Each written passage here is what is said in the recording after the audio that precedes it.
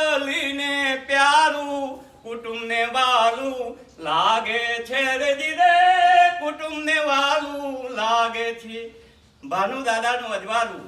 ભાનુ એટલે કોણ બેટા? સુરત. સુરત દાદા ખરા ને બધાને સરખું અજવાળું આલે.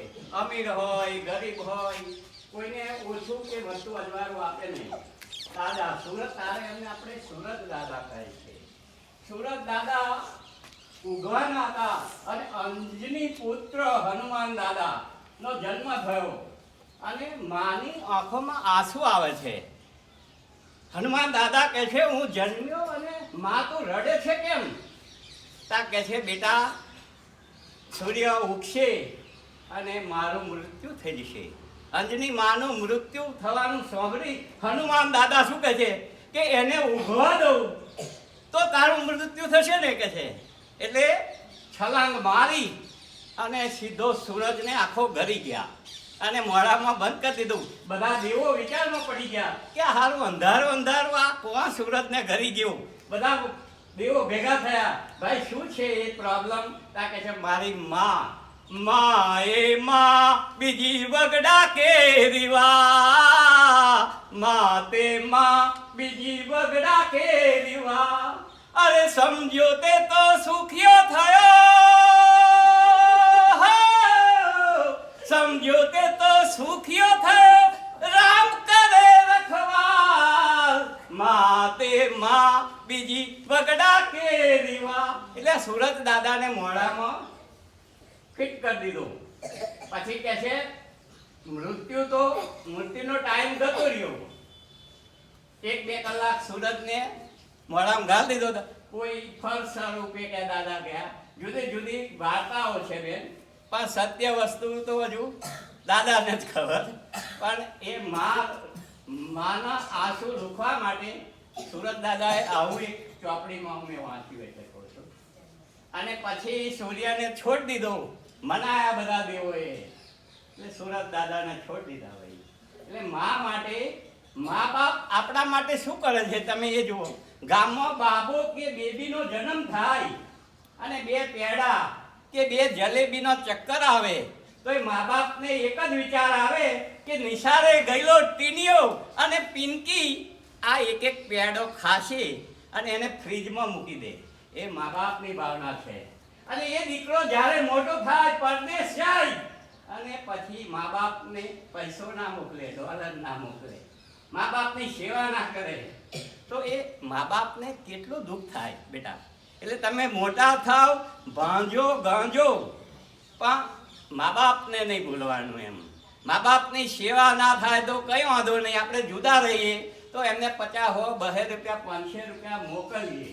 એવું નહીં મા બાપ જોડે 4 દીકરા હોય તો 4 દીકરા જોડે રહે. પણ સમજ શક્તિ ભણતર સાથે ગણતરની જરૂર છે. હે જોને સારું રે ભણવું રે હોય તો મિત્રો કેળ બોધીને રે વાંચી લઈએ. એવા ભણતર ગણતરમાં ભાગ નહીં કોઈનો ને પાછળથી પસ્તાવું ન પડે. હે પાછળથી પસ્તાવું ન પડે. હે જોને માતા સરસ્વતી રાજી રહો ને માડી બળ બુદ્ધિને માડી વિદ્યા આપો. એવા દીન દુખિયાની સેવા રે કરવા ભણતર ગણતરનું જ્ઞાન આપો.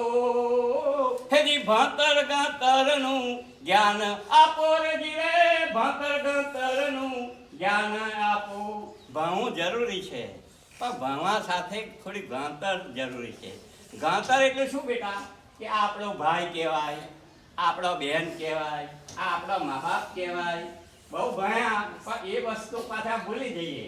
પણ ભણતર સાથે ગણતરની પરસ્પર પ્રીતિ રાખીને જીવવાનું. એમ આપણે બધા એક જ છીએ એવું માનીને જીવવાનું. હે જોને આવેલો અવસર દીપાવે, આવેલો અવસર દીપાવે, ડૂબતા બચાવે ભાન.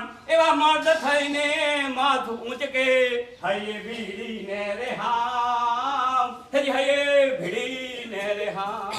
હે જોને આ તો જંગલ કેરા ઝાડવા, આ તો જંગલ કેરા ઝાડવા ને ઓલા સિંહ બચ્ચા એકલા ફરે.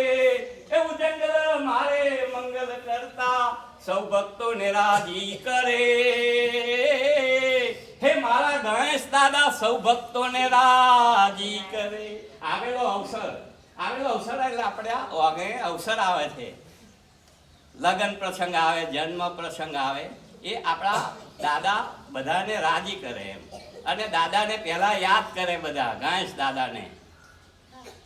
ગણેશ દાદા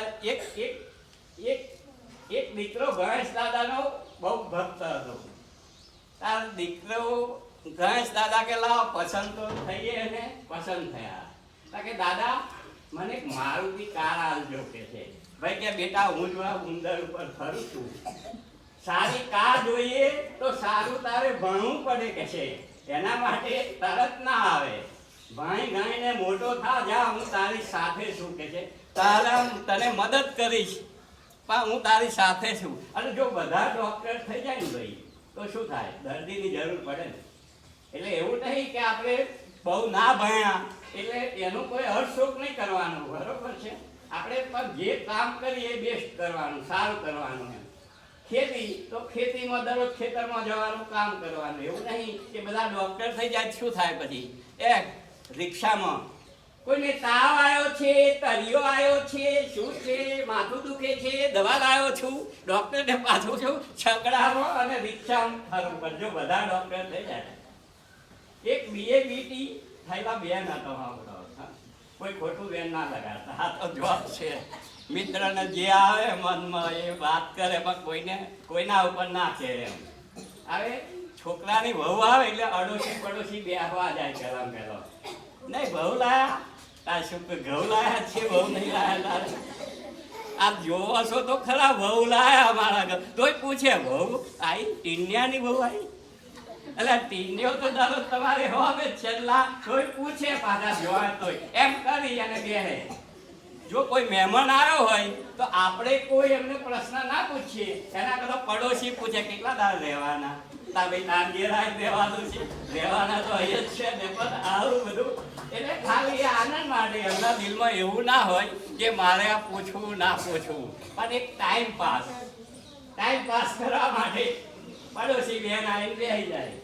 કે છે ભાઈ હતો, સાસુમાં આજે મને લિસ્ટ લખીને આપી દો, હું શાકભાજી લેવા તો હવે હું જ જઈશ, તમારે નહીં જવાનું. સાસુમાં કહે છે લે ભાઈ લિસ્ટ લખીને આવી. સાસુમાં 1 કિલો ટોમેટો, 1 કિલો રીંગણ, 1 કિલો બટાકા, 5 કિલો હોરણની ગોળ અને 2-3 કિલો ડુંગળી મગાવી.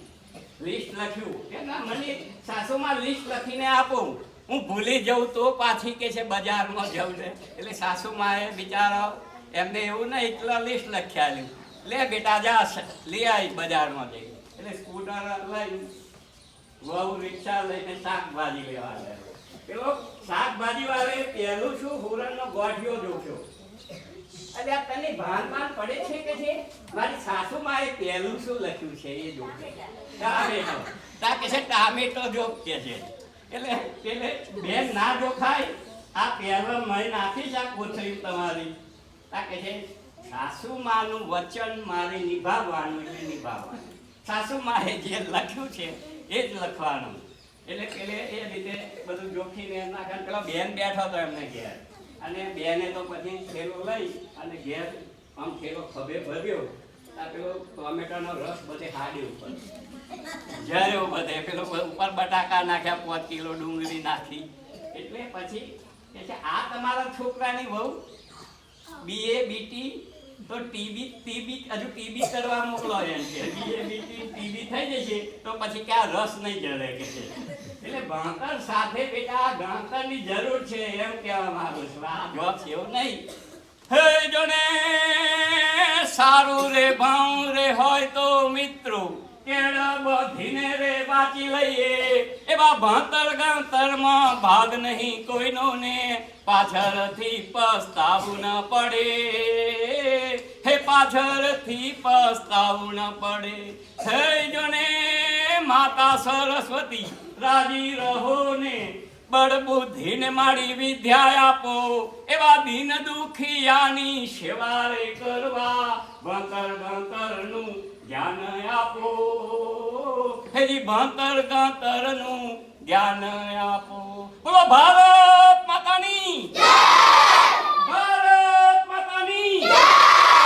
ભારત માતાની જય! હે જણે ભારત વનચર શેર સિંહ મહાન છે ને મોરલા ભારતની શાન શાન. હજી ધન્ય વિદેશ છોડી વતનમાં આવ્યા ને પહેું આજે બોલે રે બોલે. હે પહેું આજે બોલે રે બોલે. બધા વિદ્યાર્થી મિત્રો ભણવા જવામાં ધ્યાન આપ્યો બેટા. એવું નહીં કે ભાઈ આ ડોક્ટર થઈ ગયો રહી ગયો, પણ જે કામ કરશો એ બેસ્ટ કરશો તો જીવનમાં આગળ અને મા બાપની સેવા કરશો તો આનંદ થશે તમારું જીવન. Thank you. મને સાંભળ્યો બદલ થેન્ક યુ.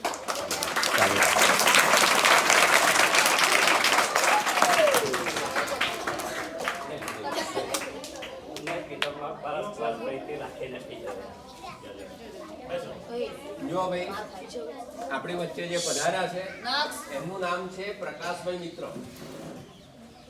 મિત્રના નામથી ઓળખાય છે, આપણા ગામના છે અને એ કોઈ હાસ્ય કલાકાર નથી અરે પણ એમને એક શોખ છે અને એટલે કોઈ પણ સ્કૂલમાં જાય છે તો આપણને કંઈક કહેશે, કંઈ મેસેજ આપે. તો આજે એમણે કહ્યું ને કે ભાઈ મા બાપને ભૂલશો નહીં. તો અહીંયા આપણે જોઈએ તો અહીંયા એક પેલું ગામ છે બરોબર ને, અને ત્યાં આગળ પેલા એક મહિપતસિંહ ચૌહાણ છે. એ મહિપતસિંહ ચૌહાણે અત્યાર સુધીમાં લગભગ 4 જેટલા વૃદ્ધાશ્રમ ખોલ્યા છે. કેટલા? 4 શું ખોલ્યા છે? વૃદ્ધાશ્રમ ખોલ્યા છે. હજુ ચાલુ છે. અમારે તો પણ જમીન રાખી છે. એનો મતલબ શું કે ભાઈ હવે મા બાપને કોઈ રાખવા રાજી નથી.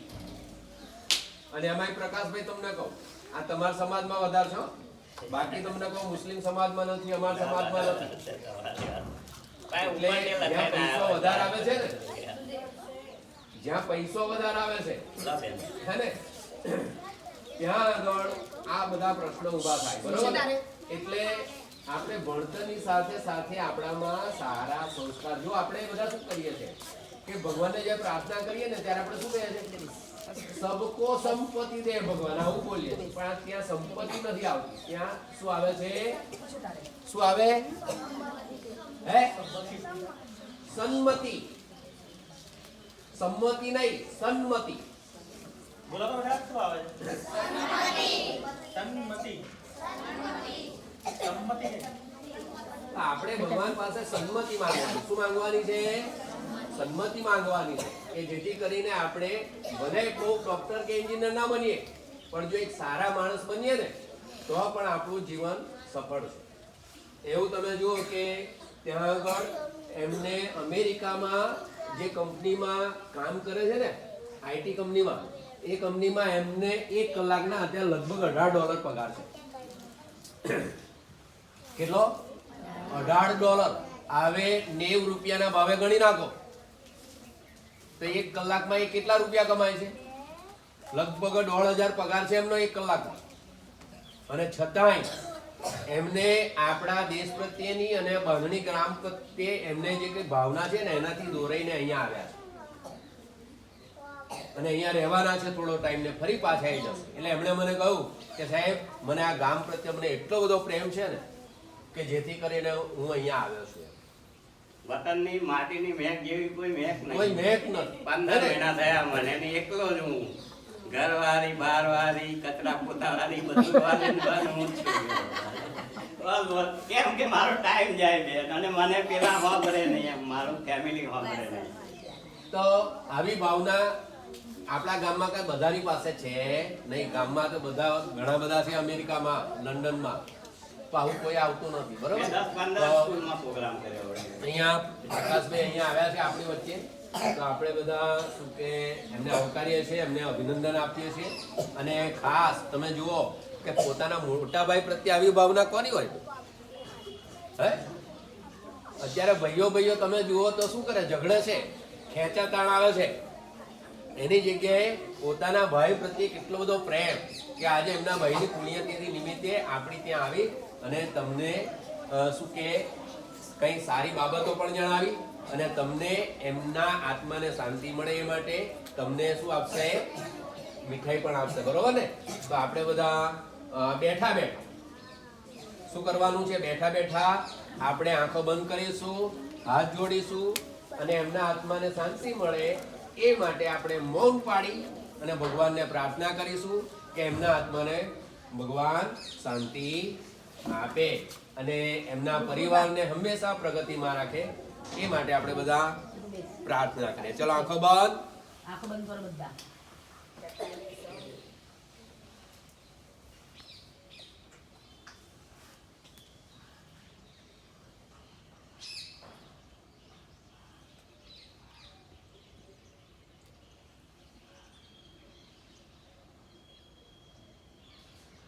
ઓમ શાંતિ શાંતિ શાંતિ.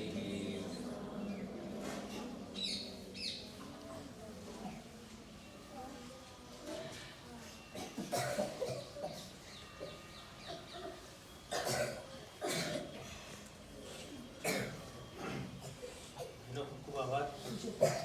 હવે એક વાત કે તમે બિસ્કિટ લાવ્યા? ના, આપણે કરી પેકેટમાં કરી છે, હા. 100 ગ્રામ કરી લા. એટલે જો સાથે સાથે એક વસ્તુ આપણે પેન્સિલ છે અને પેલો હંચો છે. કે જે કંઈ પણ વસ્તુ આપણને ભાનુભાઈની યાદમાં ભાઈ આપે છે તો એ વસ્તુનો આપણે યોગ્ય ઉપયોગ કરીશું. બરાબર? પેન્સિલ ને જે કંઈ પણ છે વસ્તુઓ એનો ઉપયોગ યોગ્ય રીતે કરીશું, એનાથી કંઈક શીખીશું તો એમનું આપેલું સાર્થક થશે. સાથે સાથે જે કરી આપ્યું છે મીઠાઈ સ્વરૂપે તો એ પણ આપણે જ્યારે ખાઈશું તો એ ખાઈ અને પેકેટ ક્યાં નાખીશું? ક્યાં નાખીશું? હવે બધાને ખબર તો છે જ ક્યાં નાખવાનું. છતાં બી આપણે જોઈશું તો કેટલાક પેકેટ બહાર ફરતા હશે, બરાબર ને? તો આવું થાય ને તો એમનો પણ આત્મા દુભાય, ભગવાન પર રાજી ના થાય અને આપણે બધાના માટે બી ગંદકી થાય ને. આ બધી બાબતો ધ્યાન રાખીશું અને ફરીથી એમને આપણે વિનંતી કરીએ કે જ્યારે બી આવો ત્યારે અમારી સ્કૂલમાં આવજો. અમારી સ્કૂલ છે, તમને જ્યારે ક્યારે પણ ઈચ્છા થાય તમે વેલકમ છો. અને સરસ સંસ્કારની વાતો કરી તમે અને એકદમ હું હવાર કાઢ નાખું એક વિષય પર, પણ આપણો બચ્ચો છે એટલે માફ ન કરવું પડે. એનો માઇન્ડ કેચઅપ ના કરે એટલે માફ નો. એકદમ રસાળ તમે મજા આવી રીતના વાતો કરી ને એટલે એમની જોડે આ કૌશલ્ય પણ છે અને આ કળા પણ છે એમની જોડે એટલે સરસ વાત છે.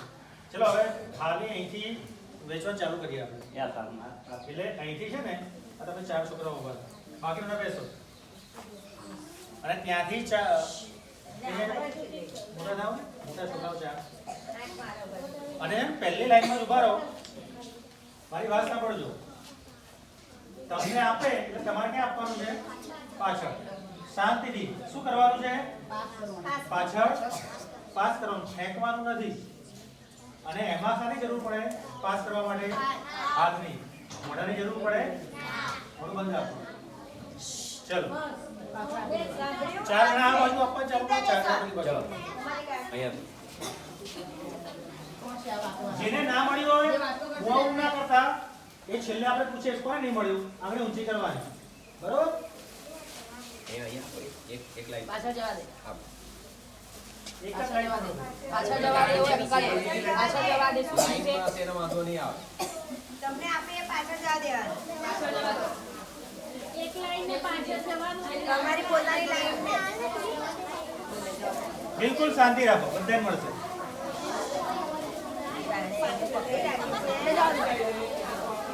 એ મોકલી દે. આપશે બીજા આપશે હો.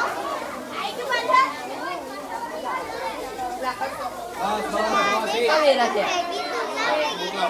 ભાઈ જેની પાસે બે ઉધરથી. પાછળ જવા